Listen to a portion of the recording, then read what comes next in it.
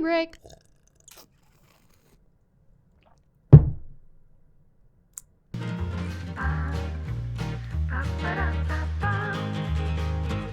Hi everybody, welcome back to my channel. If you're new here, welcome. I'm Amber Rose, also known as the Religious Hippie. You can basically follow me on any social media platform, or you can go straight to my website at thereligioushippie.com. On my website, you'll find St. Jude prayer mugs and the Haters Will Be Prayed For prayer journals. If you sign up for the St. Jude prayer group, you'll get 10% off those items, and there's other things on my website as well, such as economy rosaries. Shipping is included in the price. If you make a donation, you get an item. If you cannot donate for any reason, please consider subscribing or liking this video because that helps us a lot with the algorithm. Thanks, guys. So today's video is all about pride. I want to do this series on the 7 deadly sins, and the most well-known of the 7 deadly sins that I'm aware of at least is pride. And so yeah, we're going to kind of get into that today, and we're going to start with what St. Thomas Aquinas says about pride.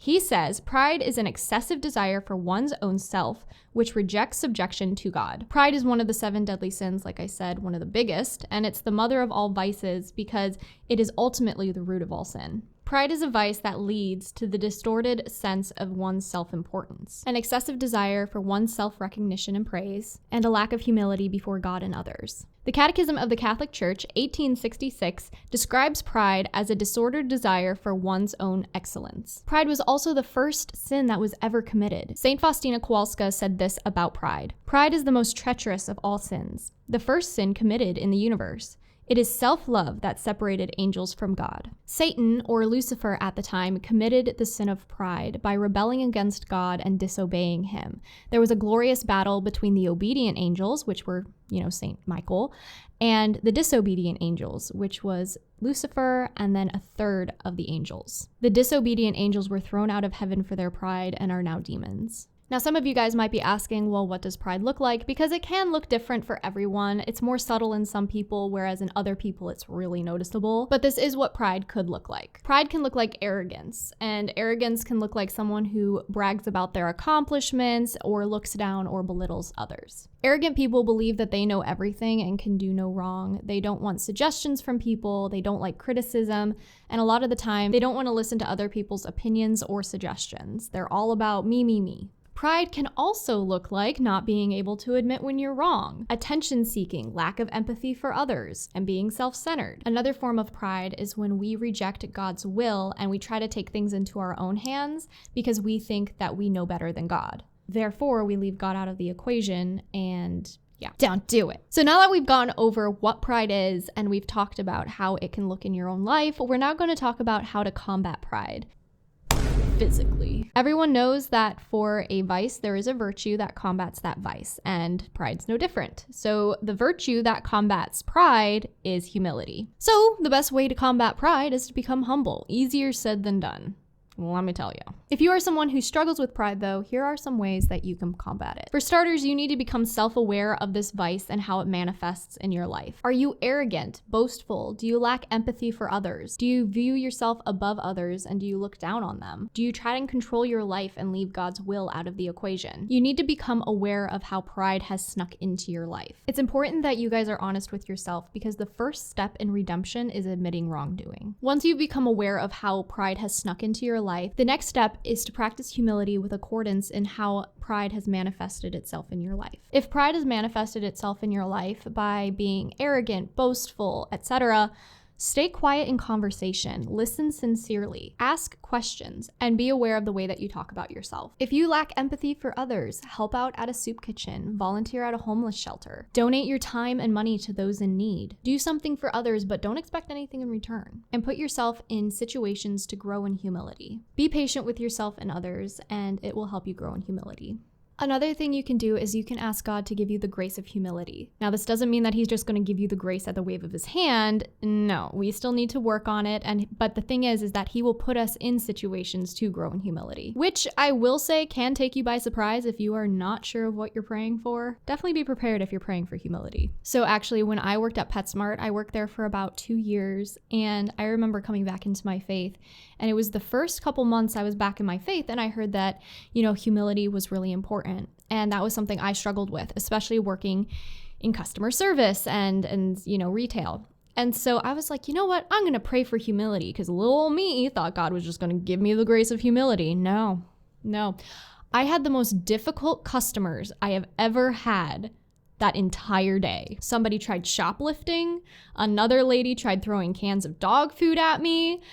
It was a really bad day. Also, it was really snowy outside, so I didn't expect anyone to come in. I thought it was going to be like a really chill, there's a blizzard outside. It's 9 a.m. Nobody's coming in. Influx of women probably in their 60s coming to buy dog food, and each one of them had the Karen cut, and each one of them just I grew in humility a little bit that day.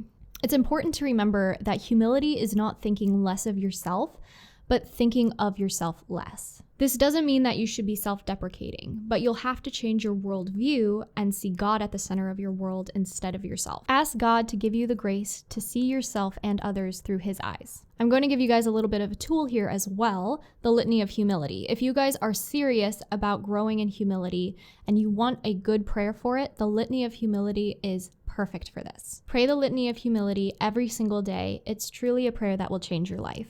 Just remember that growing in humility is not for the faint of heart. God will throw difficult challenges at you, and you're gonna fail sometimes. I know I have failed before, but it's okay. As long as you see these times as an opportunity to love God and others and open your heart to God's grace, you'll be making progress. The next thing we need to do is we need to learn how to suffer well. Saint Gemma Galgani said this: if you really want to love Jesus, first learn to suffer, because suffering teaches you love.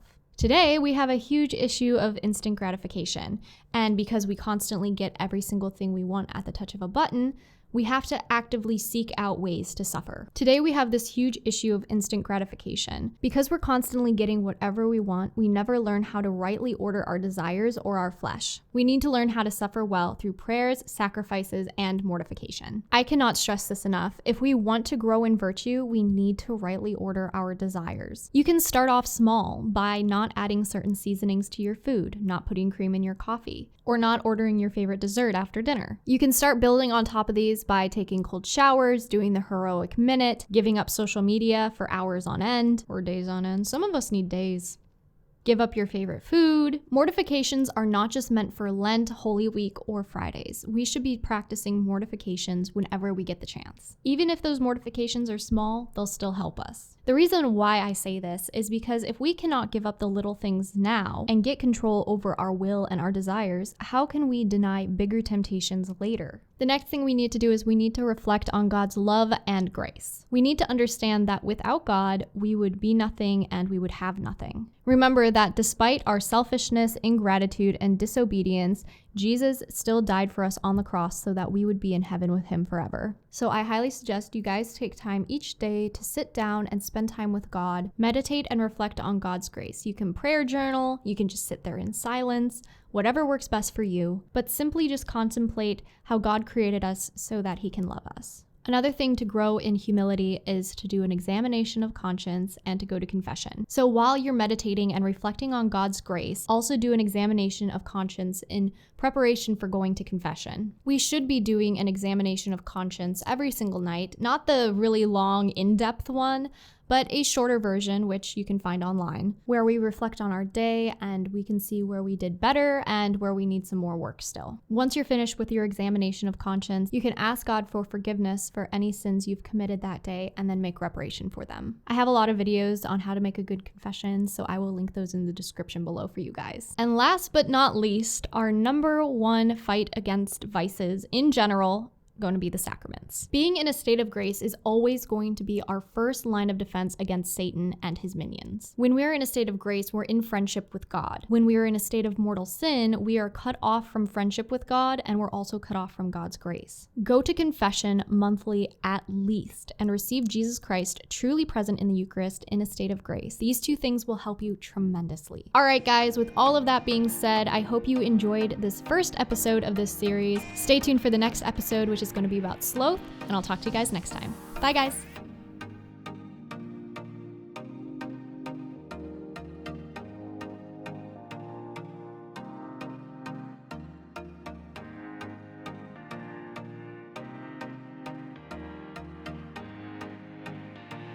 Now, as we know,